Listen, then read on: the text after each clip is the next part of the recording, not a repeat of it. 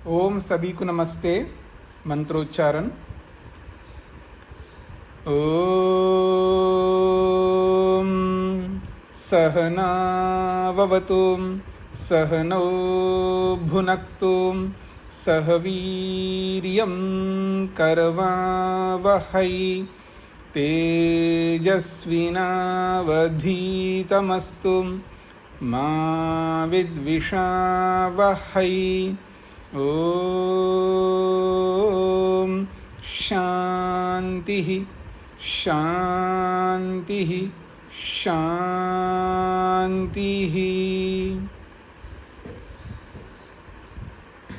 शतपथ ब्राह्मण की कक्षा संख्या 107 है। दूसरे कांड के तीसरे अध्याय का प्रथम ब्राह्मण पूरा किया था कल। आज दूसरा ब्राह्मण प्रारंभ हो रहा है। पृष्ठ संख्या है 460।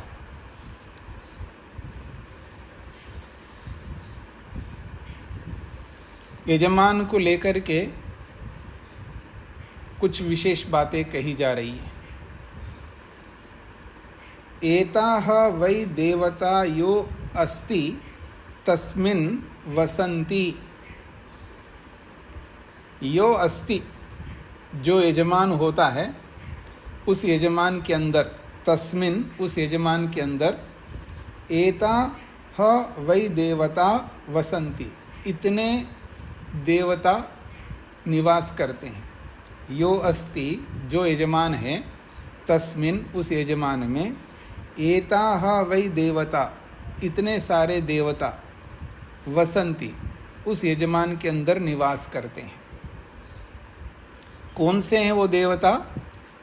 इंद्रो यमो राजा नडो नैषिध अनश्नन् सांगमनः असन पांसवः। ये 5 देवता है।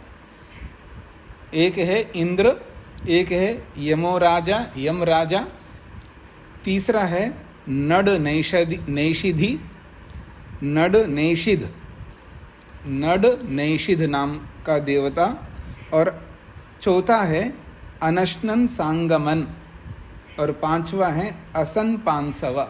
ये 5 देवता जो है यजमान के अंदर निवास करते हैं। अब एक एक देवता को लेकर के बताया जा रहा है। तद्वा एष एव इंद्र यद आवनीयः।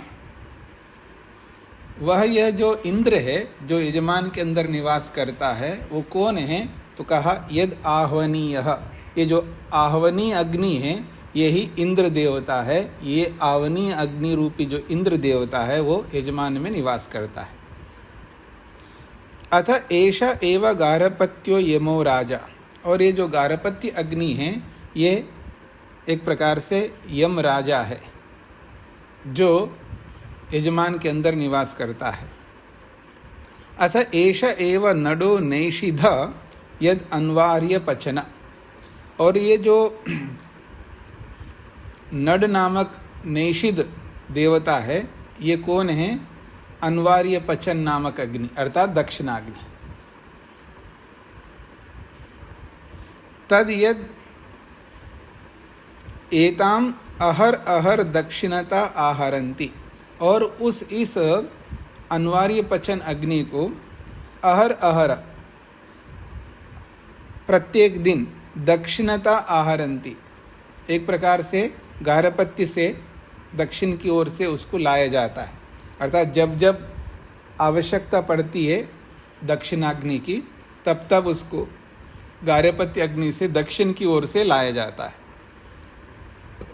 तस्माद् आहु अहर अहर वै नडो नैषिध। तस्माद् आहु इसलिए उसको नडो नैषिध, उसको नड नैषिध नामक देवता इसलिए कहते हैं। यमं राजानं दक्षिणतः उपनयति इति। जो यम रूपी राजा है, जो गार्हपत्य वाला जो देवता है, उस यम रूपी राजा को दक्षिण की ओर से जब जब आवश्यकता पड़ती है तब तक दक्षिणाग्नि में उस अग्नि को लाया जाता है। यहाँ 3 अग्नियों को लेकर के बोला गया है। तो एक प्रकार से पांचों अग्नियाँ जो होती हैं वो पांचों अग्नियों के नाम रखें, उनकी देवता रखा है, उनका देवता नाम दे करके उन पांचों अग्नियों को यजमान के अंदर निवास करते हैं। इसका अभिप्राय ये है कि यजमान पांचों अग्नियों को निरंतर बनाए रखे, ये इसका तात्पर्य है। बाकी 2 देवताओं के लिए अगला खंड, तीसरा खंड है, इसमें बताया जा रहा है। अथ यह एषा सभ्यम सभायाम अग्नि, अथ यह एषा सभायाम अग्नि एष एव अनश्नन सांगमनः। ये जो सभा में अग्नि रहती है, पांचों अग्नियों में से जो सभ्याग्नि जिसको आप बोलते हैं, सभ्याग्नि जो सभा में रहती है, उस सभा में रहने वाली जो अग्नि है वो कौन सी है? एषा एव अनश्नन सांगमन, ये अनश्नन सांगमन नामक अग्नि है। उसको अनश्नन सांगमन इसलिए कहते हैं कि तद यद एतम अनशित्वा उपगच्छन्ते, जब इस सभा में लोग आके बैठते हैं तो अनशित्वा इव उपसंगच्छन्ते, मानो न खाए के समान, अर्थात न खा करके उस सभा में आके बैठते। अनशित्वा का अर्थ जो है ये नई तत्पुरुष समास है, इसमें न खाए वैसा आकर के बैठते हैं, अर्थात बिल्कुल नहीं खाते, इसका ही तात्पर्य नहीं होता है।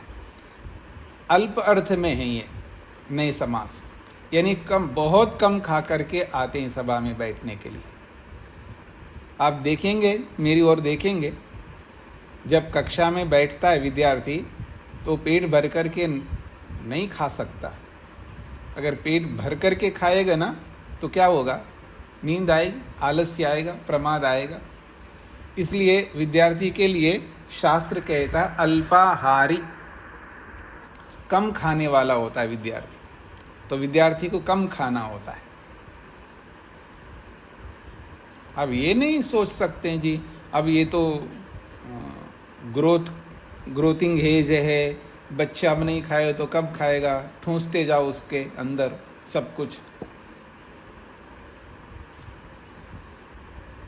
प्राचीन परंपरा बड़ी विचित्र परंपरा रही है। ब्रह्मचर्य काल में ब्रह्मचारी को ऐसे गोल मोल मटोला ऐसा नहीं होना चाहिए, पेट निकला हुआ। कई बार मैं किसी ब्रह्मचारी को देख करके कई बार हंसी में बोल देता हूँ, बड़े अच्छे सेठ बन करके आ रहे हो। सेठ मतलब पेट निकला हुआ हो, मतलब क्या इसका? इसका कोई मतलब नहीं है। मतलब व्यक्ति को ध्यान देना चाहिए। अब कोई मेरे को भी बोल सकता है, मेरा भी पेट निकला हुआ था कुछ समय तक। मतलब ये जो बीच का जो 3-4 महीने था, जो ऑपरेशन होने के बाद में इतना बड़ा पेट निकल के आया मेरा, मैं तंग हो गया, परेशान हो गया उसको लेकर के। मतलब 10-12 किलो, 10 नहीं 12 किलो बढ़ गया था। अब मैं रिसेंटली अभी 2-3 महीने से 3 महीने के अंदर 10 किलो कम कर दिया, वापस पेट अंदर कर दिया मैंने।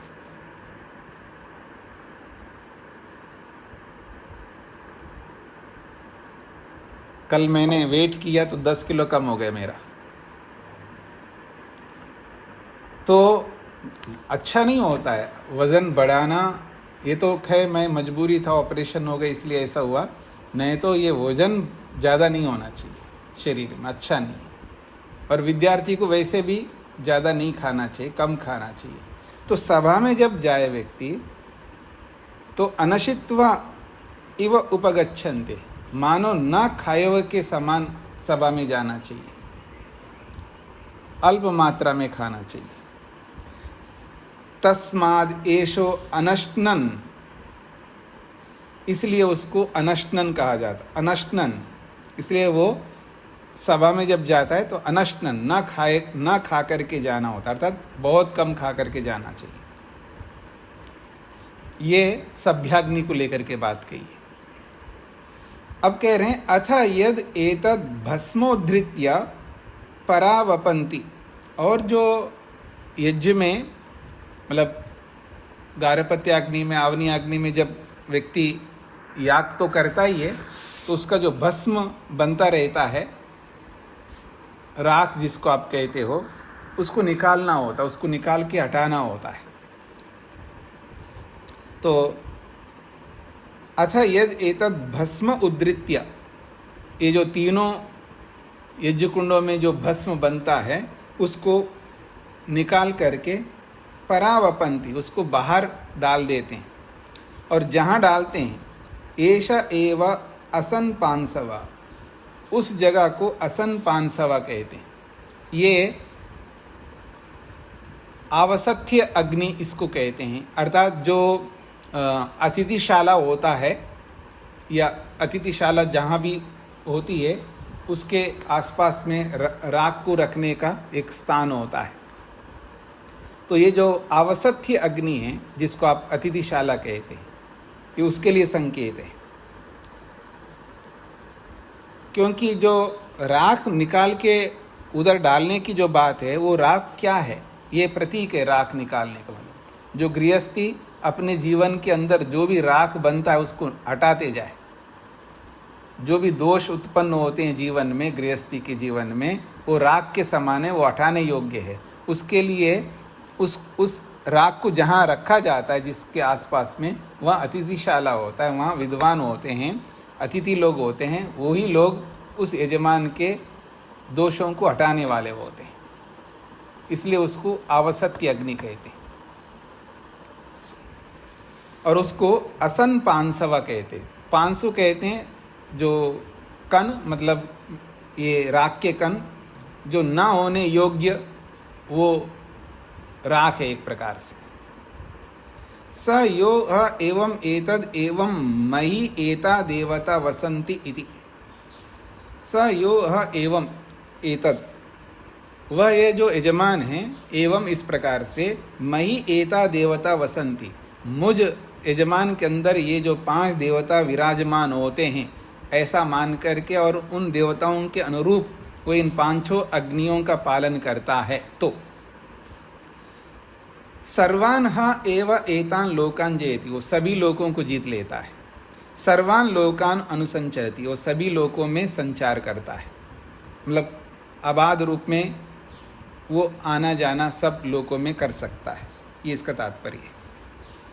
हाँ जी, मधु जी को क्या कहना था? स्वामी जी सारे नमस्ते। पूछ रही थी कैसे वजन कम किया, हमारा तो होता ही नहीं बिना खाए भी। अच्छा, वजन कैसे कम किया? वजन कम करने के लिए तो बहुत रास्ते हैं जी। मैंने अनेक बार आप लोगों के सामने रखा, जो काम हम स्वयं नहीं कर पाते हैं उस काम को दूसरों से करवाना होता है।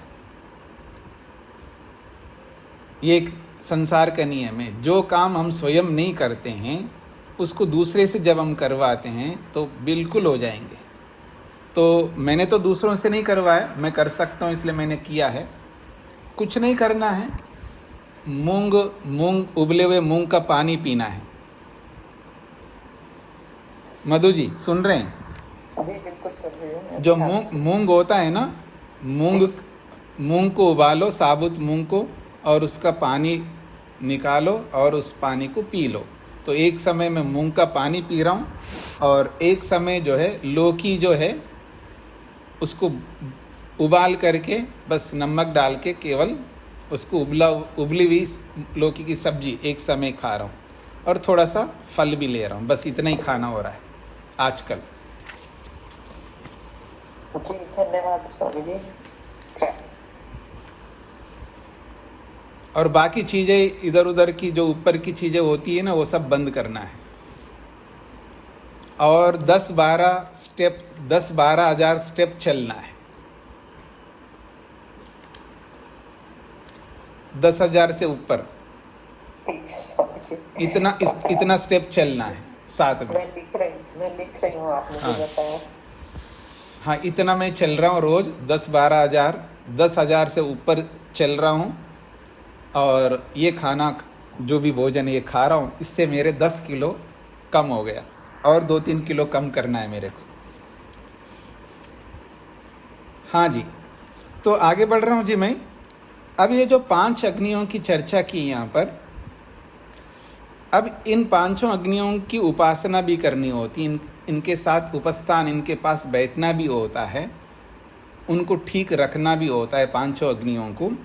तो तेषाम उपस्थानम, अब इन 5 अग्नियों का उपस्थान, उनके समीप बैठने की बात कही जा रही है। यदेव सायं प्रातः आवनीयम उपचतिष्ठते, यदेव सायं प्रातः, जो यजमान सायंकाल और प्रातःकाल, देखिए प्रातः सायं नहीं बोला जा रहा है यहाँ पर, सायं प्रातः बोला जा रहा है। वही नियम चल रहा है अग्निहोत्र का जो नियम है, सायं और प्रातः। यदेव सायं प्रातः आवनीयम उपचतिष्ठते, जब यजमान सायंकाल और प्रातःकाल आवनी के पास उपतिष्ठते, आता है और वहाँ आकर के उपच आस्ते, उपास्ते, उसकी उपासना करता है, उसका देखभाल करता है, आवनी अग्नि को व्यवस्थित करता है, उसके योग्य अर्थात हवन करने योग्य उसको बनाता है, यही उसकी उपासना है। तदेव तस्य उपस्थानम, यही उसके लिए उपस्थान है। आवनी अग्नि की उपासना का मतलब वहाँ बैठ करके हाथ जोड़ करके, जैसे लोग मूर्ति पूजक लोग जिस तरह करते हैं ना, ऐसा करने की आवश्यकता नहीं है। और जो हवन करने वाले होते हैं वो मूर्ति की पूजा तो नहीं करते हैं कुछ लोग, लेकिन यज्ञ के सामने बैठ करके हाथ तो जरूर जोड़ते रहते हैं। हाथ जोड़ने की आवश्यकता नहीं है, यज्ञ में भी हाथ जोड़ना नहीं है। इसलिए वो जो यज्ञ प्रार्थना करते ना, हाथ जोड़ जो काय मस्तक जो भी बोलते हैं आप लोग, उसको वो हाथ जोड़ ऐसा उसको हटा देना चाहिए। लोगों उसको हटा दिए।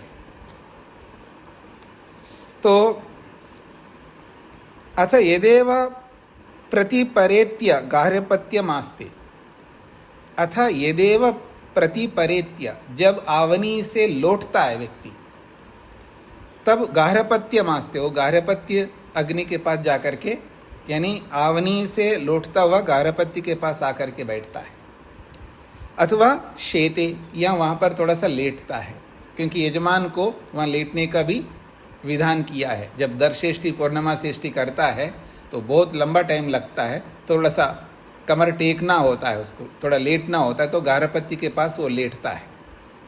तदेव तस्य उपस्थानम, गार्हपत्य के पास आके बैठना या वहाँ थोड़ा सा लेटना, यही गार्हपत्य अग्नि की उपासना है। अथ यत्र एव संव्रजन अन्वार्य पचनम उपस्मरेत, अथ यत्र एव संव्रजन, फिर वहाँ से उठ कर के जब जाने लगे तो अन्वार्य पचनम उपस्मरेत, दक्षिणाग्नि का स्मरण करता हुआ जाए।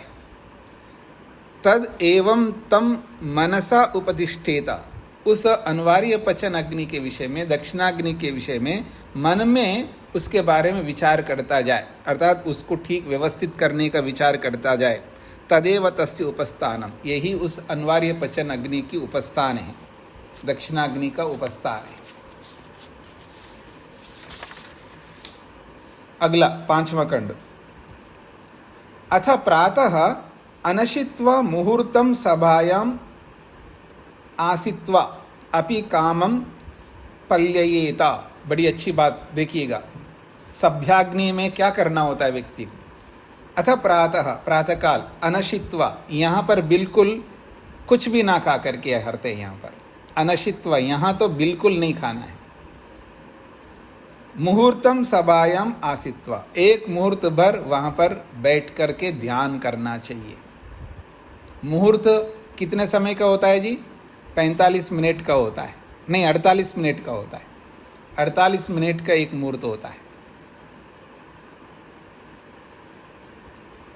तो दिन के 15 मुहूर्त और रात्रि के 15 मुहूर्त, ऐसा मान करके 30 मुहूर्त होते हैं जी 24 घंटे में। तो 48 मिनट का एक मुहूर्त है।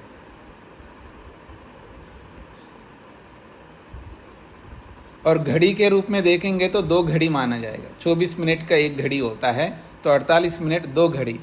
तो स्वामी जी भी लिखते हैं 2 घड़ी ध्यान करना चाहिए व्यक्ति को, कम से कम। तो अनशित्व मुहूर्तम सभायाम आसित्वा, बिना खाए प्रातःकाल जो है एक मुहूर्त अर्थात कम से कम 48 मिनट वहाँ बैठ के ध्यान करना चाहिए व्यक्ति को। अपि कामम पल्ययेत, अपि कामम पल्ययेत, अथवा उसके बाद में वहाँ से पल्ययेत, वहाँ से उठ करके चला जाए। तदेव तस्य उपस्थानम, यही उस सभ्याग्नि की उपासना है। अथ यत्र एव भस्मोद्रितम उपनिगच्छेत, और जहाँ भस्म को, तीनों अग्नियों में से जो भस्म को हटा करके जहाँ डाला जाता है, तदेव तस्य उपस्थानम, उस अतिथिशाला में जाकर के वहाँ बैठना चाहिए। जो भी अतिथि आए हुए होते हैं उनसे उपदेश ग्रहण करना चाहिए और अपने जीवन के सारे दोषों को हटा देना चाहिए। यही भस्म को निकाल के फेंकना है। तदेव तस्य उपस्थानम, यही उसकी उपासना है। एवं ऊहा अस्य एता देवता उपस्थिता भवन्ति, इस प्रकार कर लेने से इस यजमान के अंदर देवता हमेशा, पांचों देवता उपस्थित रहते हैं। आगे बढ़ रहा हूं, छठा खंड। यजमान देवत्यो वै गार्हपत्या, ये जो गार्हपत्य अग्नि है यजमान ही उसका देवता है। गार्हपत्य अग्नि की जो देवता है वो यजमान देवता है। अथ एष भ्रातृव्य देवत्यो यद अनिवार्य पचनः, और ये जो दक्षिणाग्नि है, अनिवार्य पचन अग्नि है, इसका जो देवता है वो शत्रु है। भ्रातृव्य देवत्य का मतलब है शत्रु उसका देवता है। तस्माद् एतम न अहर अहर आहरेयु, इसलिए इस गार्हपत्य अग्नि में रोज जो है अग्नि स्थापित नहीं करनी होती है। जब जब आवश्यकता होती है, जब जब दर्शेष्टि पूर्णिमा शेष्टि करनी होती है, तभी इसके अंदर अग्नि को स्थापित करना होता है। प्रतिदिन नहीं स्थापित करना होता। नह व अस्य सपत्ना भवन्ति यस्य एवं विदुषा एतम न अहर अहर आहरन्ति अनिवार्य पचनो व एषा, ये अनिवार्य पचन नामक अग्नि है। इसलिए यस्य एवं विदुषा, जिस विद्वान के यहाँ इस अनिवार्य पचन को लेकर के जो प्रतिदिन इसमें अग्नि को स्थापित नहीं करता है, ऐसा जो जानता है, ऐसे व्यक्ति के अस्य सपत्ना न भवन्ति, उसके शत्रु नहीं होते। ये स्तुति है उसकी, यजमान की। आगे बढ़ रहा हूं जी। सातवां खंड। उपवसता एव एनम आहरेयु। अब इस अनिवार्य पचन कुंड में यानी दक्षिणाग्नि में अग्नि को कब स्थापित करना है, तो कह रहे हैं उपवसत एव एनम आहरेयु। उपवसत के दिन, जिस दिन उपवास होता है, अर्थात जब दर्शेष्टि पूर्णिमा शेष्टि करना होता है, उसके एक दिन पहले रात्रि को उपवसत होता है वहाँ, अर्थात उपवास करने का दिन होता है यजमान का। तब आहरेयु, तब उसमें अग्नि को स्थापित करे, दक्षिणाग्नि में। यत्र एव अस्मिन् यक्षन्तो भवन्ति, जिस समय उसमें यक्षंता भवन्ति, उस समय जो है उस अनिवार्य पच अग्नि में भात पकाया जाता है। ततोह अस्य एषो अमोघाय आहरिता भवति, इसीलिए इस यजमान के लिए ये जो अग्नि उसमें लाई जाती है, वो अग्नि ला करके उसमें भात आदि पकाया जाता है, तब उस यजमान के लिए अमोघाय, उसकी सफलता के लिए होता है ऐसा करना। हाँ जी, स्पष्ट हो रहा है जी सभी को। 8वां खंड।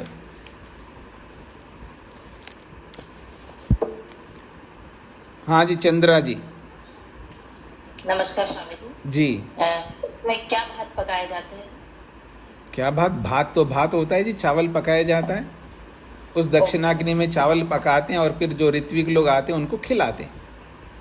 ऋत्विक के लिए? हाँ जी, हाँ जी, ऋत्विकों के लिए, मेहमानों के लिए नहीं जी। 8वां खंड है नवावसिते वा एनम आहरेयु, अथवा वा का मतलब अथवा इस दक्षिणाग्नि में अग्नि कब स्थापित करना है? नवावसिते। ये पाठ भेद भी है यहाँ पर। नवावसथे, आवसथे ऐसा भी पाठ मिलता है। अपने साइन ने ऐसा पाठ किया है। तो नवावसिते कहो या नवावसथे कहो, एक ही बात है।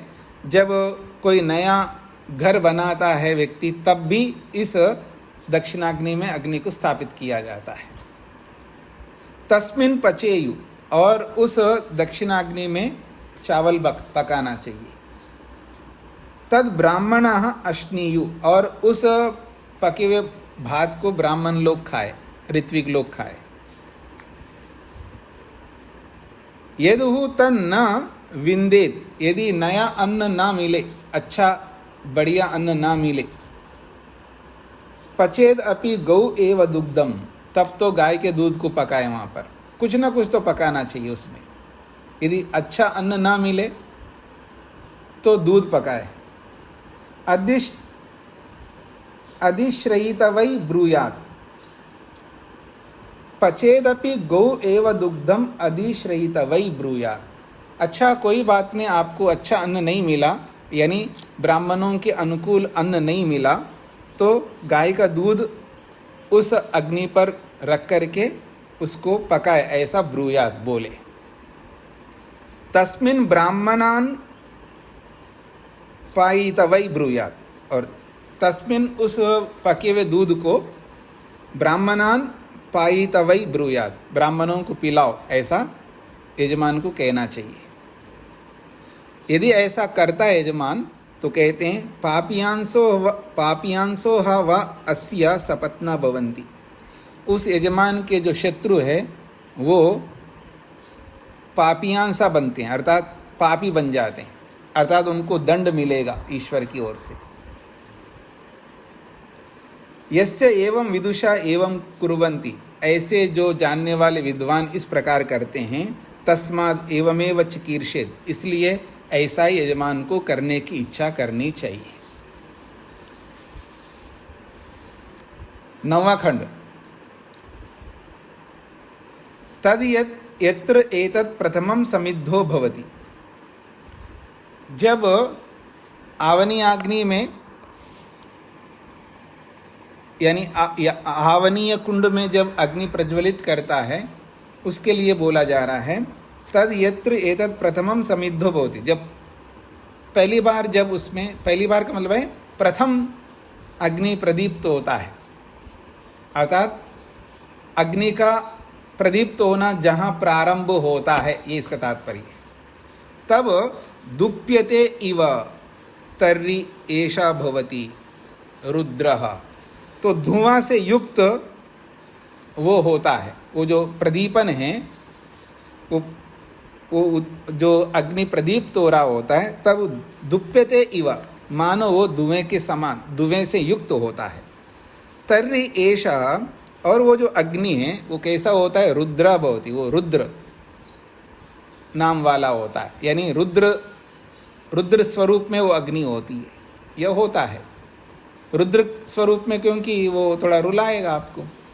धुआं निकल रहा है प्रारंभ में, तो आंखों में जाएगा तो आंखों में आंसू निकलेगा। स यह कामयेता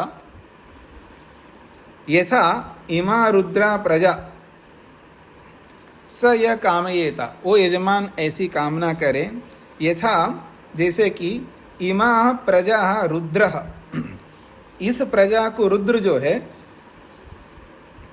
इस प्रजा को रुद्र जो है वो क्या करे? अश्रद्धया इव, अश्रद्धया इव, मानो कि अश्रद्धा के समान है वो, क्योंकि वो धुआं वाला जो अग्नि है वो एक प्रकार से अश्रद्धा के समान होता है। अश्रद्धा इव त्वत्, मानो वो अश्रद्धा के समान होता है।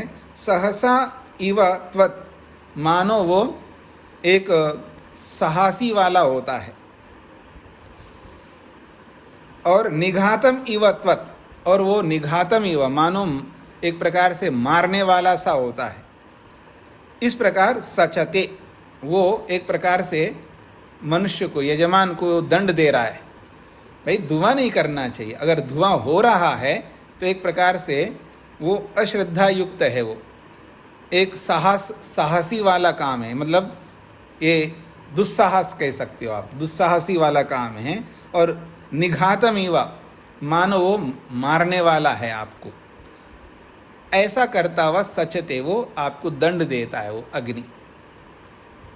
एवं अन्नाद्यम इति तर्हि, एवं अन्नम आद्यम इति, एवं अन्नम आद्यम इति, एक प्रकार से मानो जैसे कोई भोजन करना हो और उस भोजन के ऊपर टूट पड़े बहुत ज़्यादा, तो ये प्रारंभ में जब प्रज्वलित होता है तो देखना यजमान जो है हड़बड़ाहटी में रहता है और धुआं धुआं करने लगता है वो, मतलब उसको इतना जल्दी है कि मैं अग्नि को ऐसा जला दूं, प्रदीप्त करूं, और उस प्रदीप्त करने के चक्कर में वो धुआं करने लगता है। तो ये ऐसा ही है जैसे अन्न को देख करके, भोजन को देख करके भोजन के ऊपर जैसे टूट पड़ता हो, ये ऐसा है। तर्रिह स जुहुयात, वो ऐसा ही यज्ञ करता है व्यक्ति, पर ऐसा नहीं करना चाहिए। कहते हैं प्राप्नोति ह एव एतद अन्नाद्यम या एवं विद्वान तर्रि जुहोति, यदि ऐसा ना करके व्यक्ति धुआं उत्पन्न ना करके, यदि ठीक प्रकार से, यदि विद्वान समझदार व्यक्ति अच्छी प्रकार से जुहोति, आहुति प्रदान करता है, वो प्राप्नोति अन्नाद्यम, वो अच्छी प्रकार से पुष्कल अन्न को प्राप्त करता है। अन्नाद्यम प्राप्नोति, वो अन्न को प्राप्त करता है, ये इसका तात्पर्य है। 10वां खंड है, अथ यत्र एतत् प्रदीप्ततरो भवति, जब वो अग्नि को प्रज्वलित करता है, पहले तो धुआं सा हो रहा था, अब जो है प्रदीप्ततरो भवति, अब ठीक ठाक अग्नि प्रज्वलित होने लगता है। तर्रि एष भवति वरुणः, तब वो जो अग्नि होती है वो वरुण नाम वाला होता है। स यह कामयेत,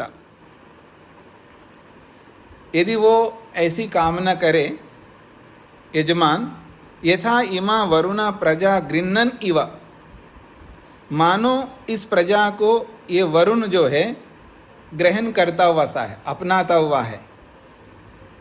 सहसा इव त्वत्, वो मानो एक बल से युक्त हुआ है, यानी बल को प्राप्त करने वाला सा होता है। निघातम इव, एक प्रकार से उसको कम दंड देने वाला सा होता है। निघातम इव त्वत् सचते, वो कम दंड देने वाला जैसा होता है। एवं अन्नाद्यम इति, इस प्रकार वो अन्न की ओर बढ़ रहा है। अर्थात एक होता है जी, पहले वाला जो होता है वो ऐसा होता है जैसे कि उसके ऊपर टूट पड़ रहा हो व्यक्ति शरीर से, और दूसरा व्यक्ति ऐसा चालाक होता है, वो शरीर से टूट नहीं पड़ रहा है लेकिन मन में टूट पड़ रहा हो। मतलब शरीर से टूट पड़ेगा तो आप सब लोग जानेंगे, देखो ये आदमी कैसे टूट रहा है, मतलब कैसे, कितना लोभ, ये देखो, अरे सबके लिए रखा है, आप भी खाएंगे, पर क्यों टूट पड़ रहा है उसके ऊपर, आप सब कह सकते हैं। और चालाक व्यक्ति क्या करेगा, शरीर से तो टूट नहीं पड़ेगा अन्न के ऊपर, भोजन के ऊपर, लेकिन मन से लड्डू फूट रहे होते उसके। ठीक है जी। तो तर्रि स जुहुयात, वो ऐसा ही कर रहा होता है। आपनोति ह एव एतद अन्नाद्यम या एवं विद्वान तर्रि जुहोति, यदि विद्वान बन करके यथार्थ रूप से ठीक से अग्नि को प्रज्वलित करता है, वो निश्चित रूप से अन्न को अच्छी तरह प्राप्त कर लेता है, ये इसका तात्पर्य है। 11वां खंड, अथ यत्र एतत् प्रदीप्तो भवति, और जब ठीक प्रकार से वो प्रदीप्त होता है अग्नि, उच्चैर्धूम परमया जूत्या बलबली इति, तो कहते हैं उच्चैर्धूमा, अच्छी प्रकार से जब प्रज्वलित होता है तो धुआं जो ऊपर ऊपर जाता है, लपटों से ऊपर थोड़ा थोड़ा जो धुआं ऊपर उठता है वो ऊपर ही जाता है, हमारे तक नहीं पहुंचता है। परमया जूत्या, अत्यधिक वेग से ऊपर उठ रहा होता है, और जूत्या का मतलब वेग पूर्वक ऊपर उठ रहे होते हैं उसकी लपटें। और बलबली इति, बलबली का मतलब है चटपटाते हुए, आवाज करते हुए वो लपटें जो है ऊपर उठती हैं। तर्हि एषा भवति इंद्रः, तब वो इंद्र होता है, वो जो अग्नि है वो इंद्र होता है।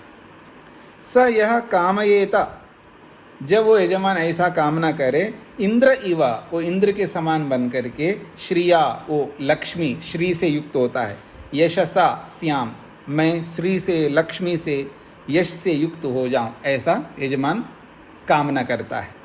तर्हि ह स जुह्यात्, ये ठीक प्रकार से वो यज्ञ करने वाला बनता है। प्राप्नोति ह एव एतद् अन्नाद्यम य एवं विद्वान तर्हि जुहोति, ये जो प्रकार है, ये तीसरा प्रकार, ये उत्तम प्रकार है। और जो विद्वान बन करके, समझदार बन करके, जानकार बन करके ऐसा अग्निहोत्र करता है, वो निश्चित रूप से उचित अन्न को प्राप्त करता है, इसका तात्पर्य। 12वां खंड। अथ यत्र एतत् प्रतितराम इव तिरश्ची इव अर्चिः संशाम्यतो भवति। अथ यत्र, अब अग्निहोत्र या जो भी हवन कर रहा है, याग कर रहा है, वो पूर्णता की ओर बढ़ रहा होता है तो लपटें कम होने लगती है, उसके लिए बोला जा रहा है। अथ यत्र, जिस स्थिति में एतत् प्रतितराम इव तिरश्ची इव अर्चिः संशाम्यतो भवति, तो कहते हैं प्रतितराम का मतलब है घटती हुई। यत्र एतत् प्रतितराम इव, मानो ये ज्वाला हैं, लपटें घटती हुई सी होती हैं। तिरश्ची इव अर्ची, और उसकी लपटें जो हैं टेढ़ी होती हुई, नीचे की ओर होती हुई। संशाम्यतो भवति, संशाम्यतो भवति का मतलब है बुझने की ओर लपटें जा रही होती है। तर्हि एष भवति मित्रः, तब वो जो अग्नि होता है वो मित्र के रूप में होता है। स यह कामयेत, जब वो यजमान ऐसी कामना करे, मैत्रेण इदम अन्नम आद्यम इति, मैत्रेण मित्र भाव से मैं इस अन्न को खाऊं। मैत्रेण इदम अन्नाद्यम, मैत्रेण इदम अन्नाद्यम इति यम आहु, जिसको ये मित्र भाव से उस अन्न को खाने वाला बनु, ऐसा कहा जाता है। अर्थात यथार्थ रूप में अग्नि जो है एक जिस प्रकार अन्न को खाने वाला बनता है वैसा यहाँ पर बन रहा है मित्र भाव से। सर्वस्य वा अयम ब्राह्मणो मित्रम, और ये सर्वस्य सभी लोगों के लिए, अयम ब्राह्मण मित्रम, ये ब्राह्मण होकर के ब्रह्म भाव को पा करके मित्र बन जाता है। नवा अयम कंचन हिनस्ति, और ये जो अग्नि है ब्राह्मण भाव को पा करके जब किसी को कुछ सबको मित्र बनाता है तो नवा अयम कंचन हिनस्ति, कभी किसी को वो दुख नहीं देता है वो अग्नि।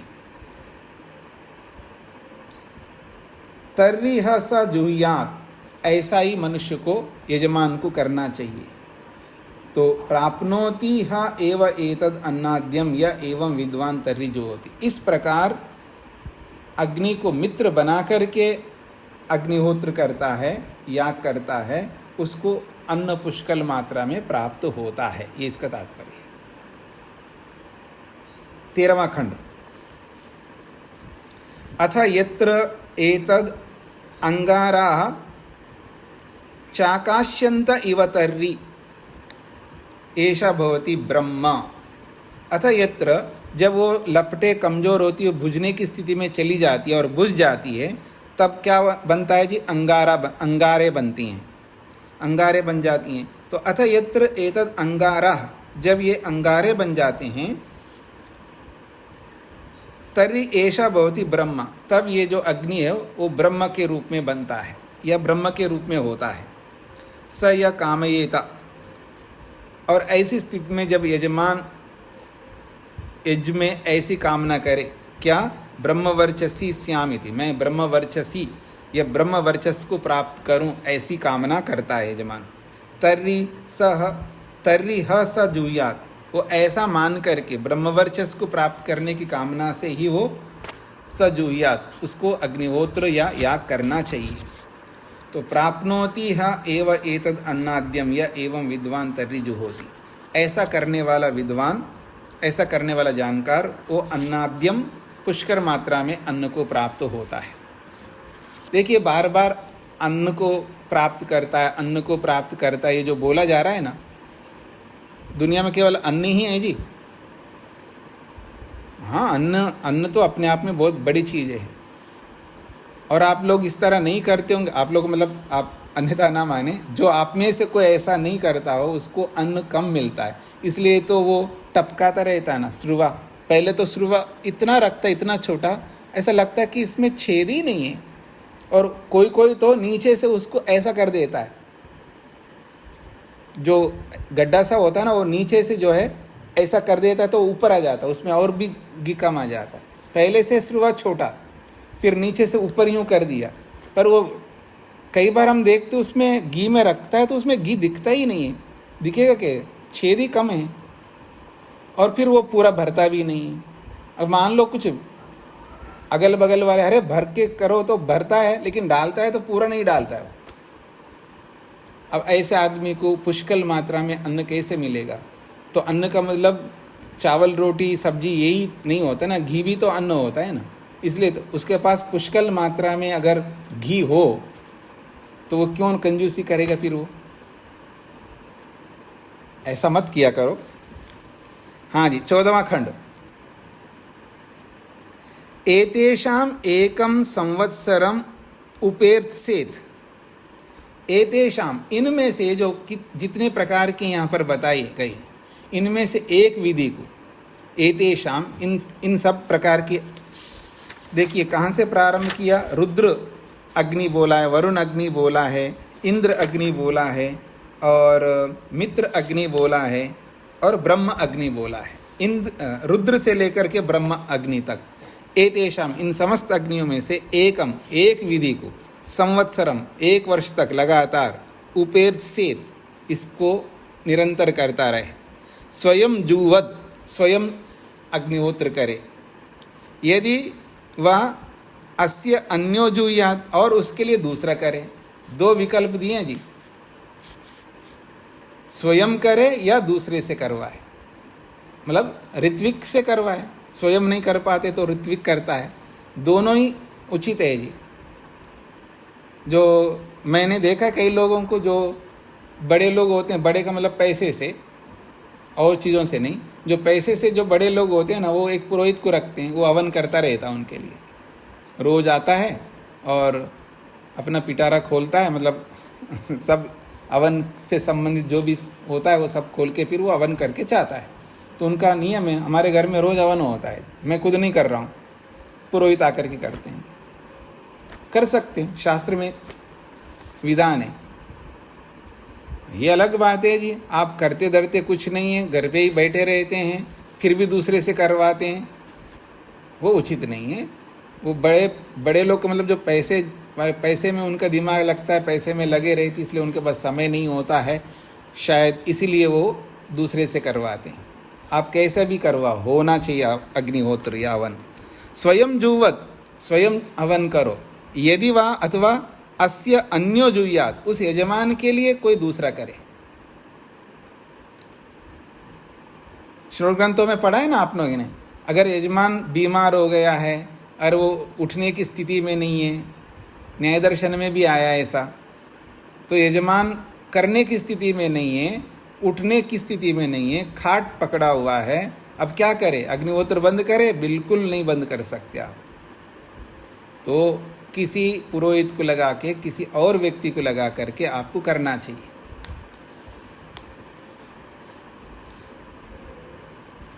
तो कहते हैं अथ यो अन्यथा अन्यथा जुहोति, अथवा ये जितने प्रकार के अग्नि बताए, रुद्र से लेकर के ब्रह्म तक, अन्यथा अन्यथा जुहोति, अर्थात कभी किसी अग्नि के साथ, कभी किसी अग्नि के साथ।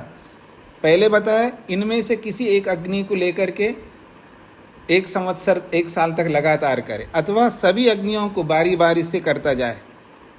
यथा आपो वा अभिखिनन अन्यद वा अन्नाद्यम सा सामी निवर्तेत एवं तद। अथवा यदि बदल बदल करके करता है व्यक्ति, कभी किसी अग्नि से कभी किसी अग्नि से, तो ये तो ऐसा ही होता है। यथा जैसे कि आपो व अभिखनन, यदि पानी के लिए कुआं खोद रहा हो तो कुआं खोदते हुए अन्नाद्यम यद्वा अन्नाद्यम अथ यथा आपो वा अभिखनन हाँ यथा आपो वा अभिखनन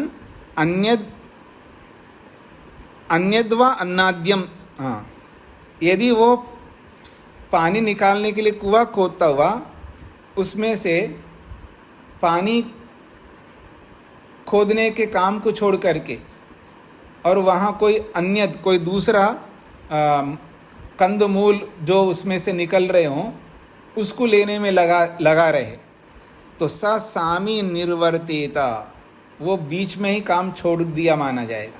मतलब जिस काम के लिए, पानी के लिए आप कुआं खोद रहे तो पानी के लिए खोदते जाओ, बीच में अगर कोई कंदमूल और कुछ चीज़ें मिल रही हो और कुआं खोदना छोड़ कर उसमें लग ना जाए, तो अगर ऐसा करेगा तो सामी निवर्तेता, वो मान लो बीच में काम छोड़ दिया माना जाएगा। एवं तद, ऐसा ही होगा। तो इसलिए एक अग्नि को पकड़ो, उसी से लगातार करो, बदल बदल करके ऐसा मत करो, ये इसका तात्पर्य है। अथ यह सार्धम जो होती, अथ यह सार्धम जो होती, यदि वो सार्धम का मतलब है सबको एक साथ करता है। यथा आपो व अभिखनन अन्यद व अन्नाद्यम तत् क्षिप्रे अभित्रिन्द्याद एवं तत्। अथा यह सार्धम जो होती, सार्धम का मतलब एक साथ, जो जितनी भी अग्नियां बताए हैं उन सबको एक साथ, पहले धुआं हो रहा है उसके बाद ऐसा हो रहा है, इस तरह का एक साथ सबको लेकर के कर वो अग्निहोत्र करता है। तो यथा आपो, जैसे कि आपो व अभिखनन, जैसे पानी के लिए कुआं खोदता हुआ, अन्यद व अन्नाद्यम, और कुआं भी खोदता जा रहा है और साथ में कुछ और भी उसको कंदमूल आदि मिल रहे हैं। तत्क्षिप्रे अभित्रिन्द्यात, उनको शीघ्रता से अभित्रिन्द्यात, वो एक प्रकार से वो प्राप्त कर सकता है, यानी पानी को भी प्राप्त कर सकता है, बाकी चीज़ों को भी प्राप्त कर सकता है। एवं तत्, ये ऐसा ही होता है। इसलिए किसी भी कार्य को प्रारंभ करो तो उसको पूर्ण करके ही छोड़ना चाहिए, उसको बीच में नहीं छोड़ना चाहिए, इसका ये तात्पर्य। हाँ जी, 15वां खंड। अब्रयो हा वा एता अन्नाद्यस्य यद आहुतयः। कहते हैं एता अन्नाद्यस्य यद आहुतय, कहते हैं अन्नादि प्राप्ति के लिए, अन्नाद्यस्य का मतलब है अन्न आदि की प्राप्ति के लिए जो भी आहुतियाँ देता है। एता आहुतया, ये जो अन्न को पाने के लिए, आदि से आप बरसात को पाने के लिए या पुत्रेष्टि को ध्यान में रख करके पुत्र पाने के लिए, जिसकी कामना के लिए जो ये जो आहुतियाँ दे रहे हैं, तो एता आहुतयः, ये जो आहुतियाँ हैं, ये आहुतियाँ किसके लिए दे रहे हैं आप? अन्नाद्यस्य, अन्नादि की प्राप्ति के लिए। तो ये सारी की सारी आहुतियाँ अब्रया, एक प्रकार से फावड़ों के समान है। अब्र कहते हैं फावड़े को। जैसे कुआं खोदने के लिए फावड़े आदि का प्रयोग करते हैं ना, तो कुआं खोदेंगे तो पानी मिलेगा, तो पानी की प्राप्ति के लिए ये पुरुषार्थ है एक प्रकार से। ऐसे ही ये जो आहुतियाँ दी जा रही है, ये आहुतियाँ जो है ये अन्न आदि अलग अलग कामनाओं को प्राप्त करने के लिए है। अभिहा एव एतद अन्नाद्यम त्रिनत्ति, तो ऐसे कह रहे हैं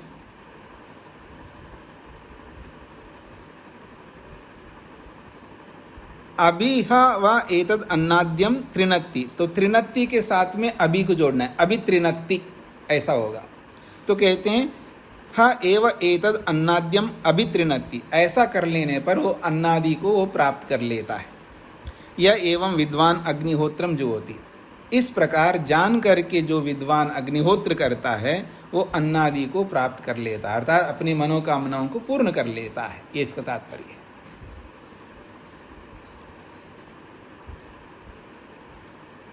सा या पूर्वाहुति ते देवा, देखिए जी, आहुति देने के लिए वो जो घी होती है, नहीं, जो दूध होता है, तो दूध के जो गर्म करके रखा जाता है, जो दूध का पात्र, उसमें से जो दूध निकाला जाता है आहुति के लिए, वो एक प्रकार से जो निकाला जाता है उसके 3 भाग करते हैं।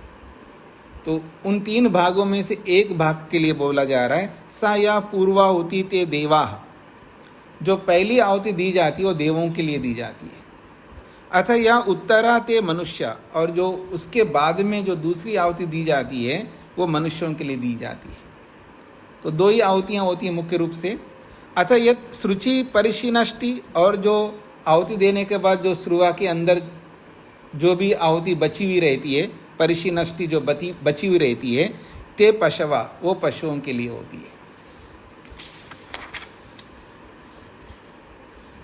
अब बताया जा रहा है जो पहली आहुति जो दी जाती है वो बहुत कम मात्रा में दी जाती है।